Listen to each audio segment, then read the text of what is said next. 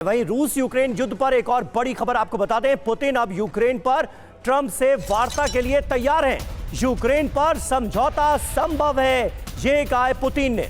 Ukraine युद्ध पर वार्ता संभव है। पुतिन ने कहा यूक्रेन युद्ध में रूस की स्थिति बहुत मजबूत है। सुनिए। और देखिए, रूस के राष्ट्रपति व्लादिमीर पुतिन ने एक बार फिर पीएम मोदी की तारीफ की है और उन्हें अपना दोस्त बताया है। व्लादिमीर पुतिन ने प्रधानमंत्री की इसके पहले भी कई मौकों पर तारीफ की। एक बार फिर से उन्होंने प्रधानमंत्री के लिए ये शब्द कहे।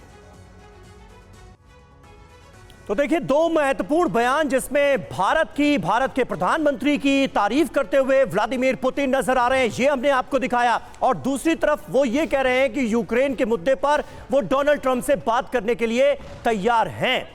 एम्बेसडर त्रिपाठी, किस तरह से आप देखते हैं इस डेवलपमेंट को? क्या वाकई रूस आज की तारीख में आपको बहुत ज्यादा मजबूत स्थिति में नजर आ रहा है कि अब अगर बातचीत के टेबल पर दोनों मुल्क बैठते भी हैं तो रूस के लिए ही विन विन सिचुएशन होगी? इसीलिए पुतिन अब ये मैसेज दे रहे हैं कि हाँ, बातचीत के लिए हम तैयार हैं। देखिए, बिल्कुल पुतिन ये मैसेज दे रहे हैं कि हाँ, 20 तारीख के बाद जब ट्रंप आएंगे तो हम बातचीत के लिए तैयार हैं। लेकिन उसके पहले का वक्फा जो है, जो 30 दिन का, आज से ठीक 30 दिन का जी, वो बहुत ज़्यादा इम्पॉर्टेंट हो जाता है उस युद्ध के लिए।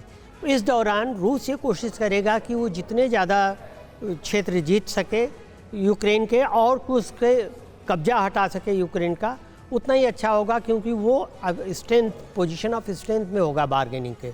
और यूक्रेन ये कोशिश करेगा कि वो कुर्स्क पर कब्जा बनाए रखे जितना भी हो, क्योंकि वो भी उसको बार्गेनिंग चिप के रूप में इस्तेमाल कर सकता है। लेकिन अब यहाँ पर यह है कि उस 30 दिन में कौन कितने दूर तक जा सकता है।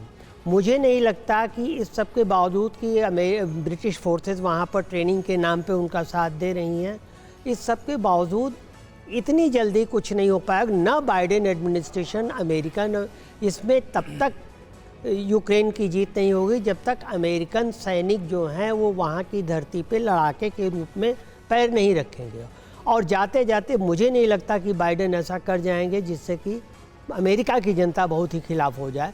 थोड़ा बहुत अपना हथियार देते रहेंगे, लेकिन इससे ये होगा कि, और रूस भी चाहेगा कि इस एक महीने के टाइम में ये किसी तरह से ऐसी स्थिति हासिल कर ले कि ट्रंप के आने के बाद रूस कह दें हाँ भाई, हम तो तैयार हैं, अब ये कीजिए कि जो हमारी तो 4 कंडीशंस फुलफ़िल हो गई हैं जो हमने पहले रखी थी, अब हम यूक्रेन छोड़ने को तैयार हैं।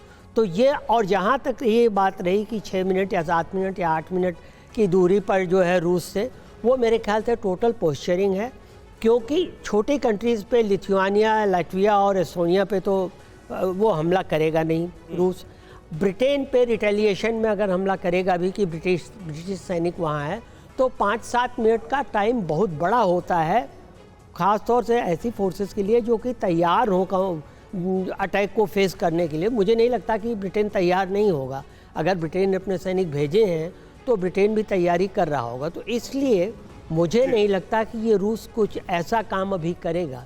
ये पॉस्चरिंग है। ठीक है, आप भी मानते हैं कि ये पॉस्चरिंग है, लेकिन एक दबाव बनाने की कोशिश जरूर रूस की तरफ से लगातार की जा रही है यूरोपीय देशों पर।